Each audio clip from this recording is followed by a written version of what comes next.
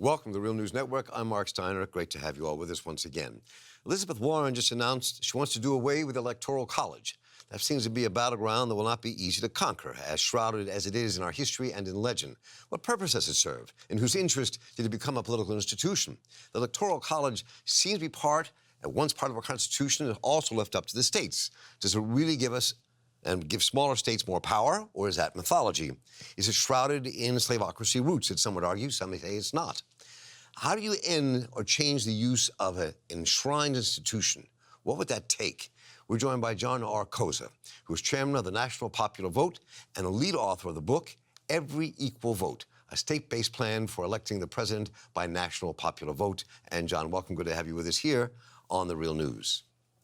Well, thank you, Mark, for having me. So let's begin with Elizabeth Warren's statement and take it from there. This is what she had to say about ending the Electoral College. My view is that every vote matters. And the way we can make that happen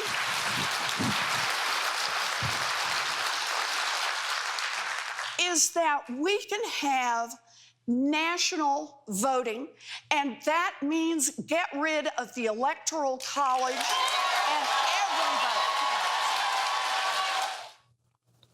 So my reading of the work you've been doing, John Rosa, is that you take a more nuanced position of that. Not get rid of it, but change it. And I want to ask some questions about that. Am I right about that? Yes, you are, Mark. Our goal is to have the President of the United States elected by the most popular votes of the people in all 50 states and the District of Columbia. But our method of achieving it is inside the Constitution, because the Constitution gives the state legislatures the exclusive power to determine how the members of the Electoral College are selected.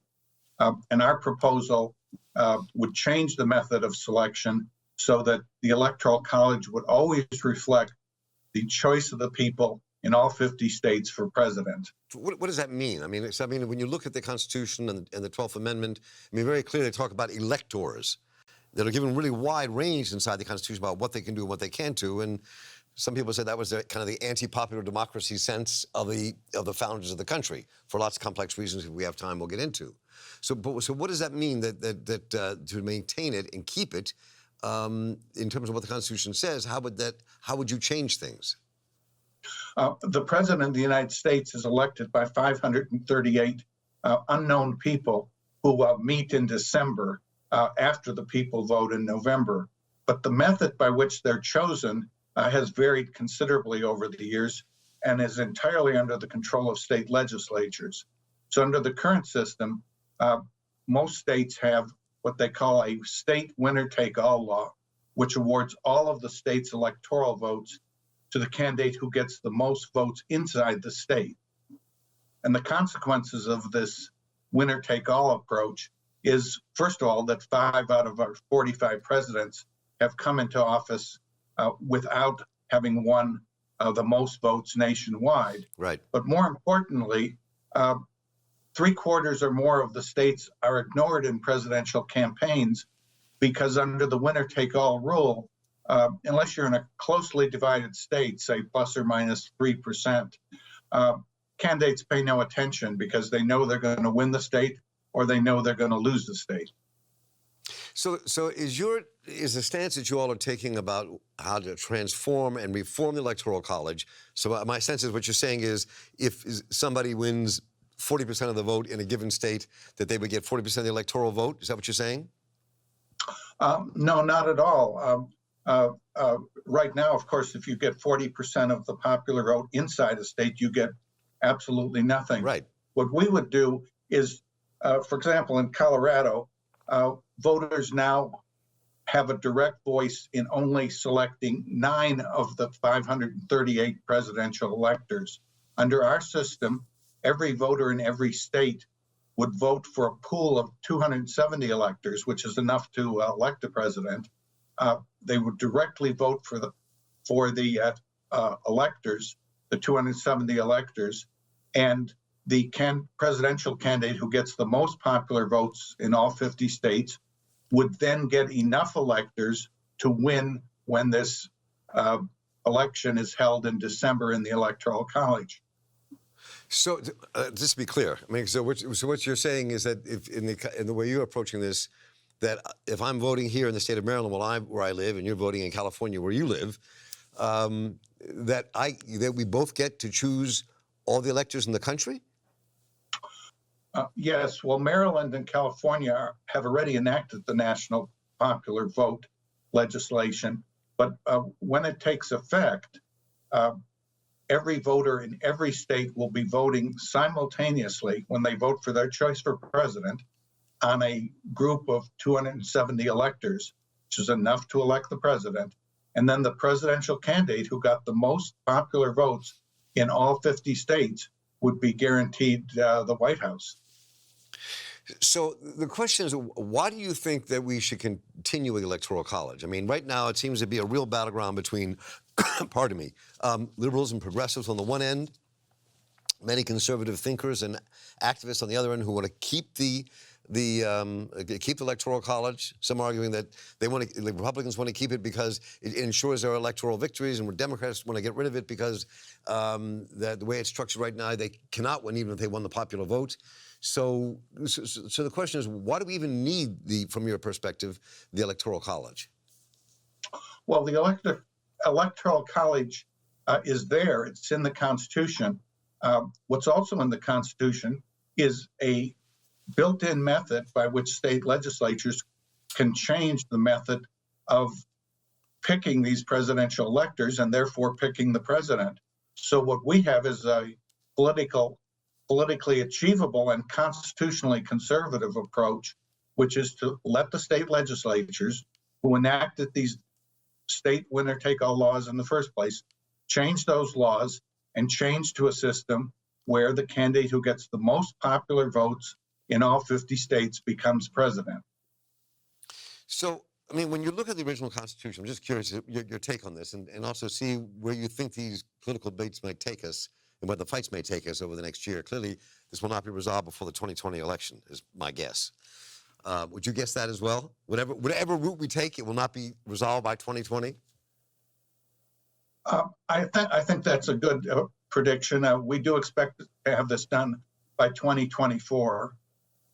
So, you know, when you read the beginning of the 12th Amendment, it says the electors shall meet in their respective states and vote by ballot for president and vice president, one of whom at least shall not be an inhabitant of the same state with themselves. They shall name in their ballots the person voted as president, and it goes on. Obviously, I won't read the whole thing.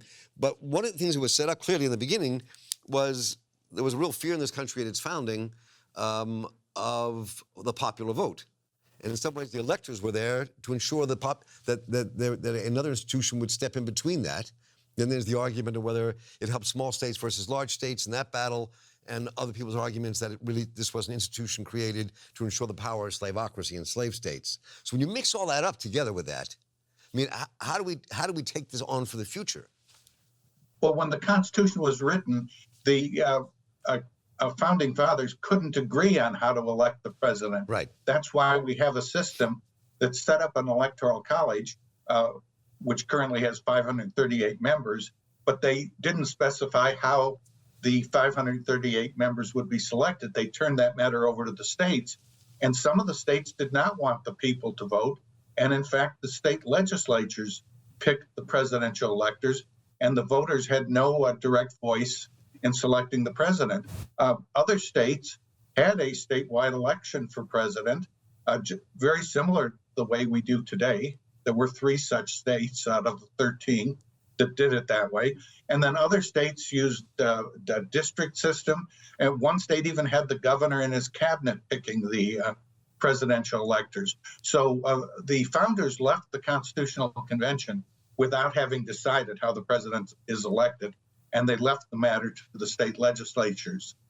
So 2 questions here, kind of round out. I mean, so I want to come back to why, your perspective on why you think that the Electoral College should be maintained. I mean, clearly people on the Warren side of the world and others want to see it just done away with. That would take a constitutional battle. We'd have to have a national referendum. That would not happen easily, but proved by 2/3 of the states. So talk a bit about why you think it needs to remain in place. Well, it doesn't need to remain in place, but the politically achievable and constitutionally conservative approach to solving the problem, which is to get the president elected by a popular vote of the people in all 50 states, is simply to use the power that's in the Constitution now that allows the state legislatures to change the system. And that's what our bill does. And our bill has now been signed into law in 13 states with 189 electoral votes. We need states with 81 more electoral votes to bring this law into effect.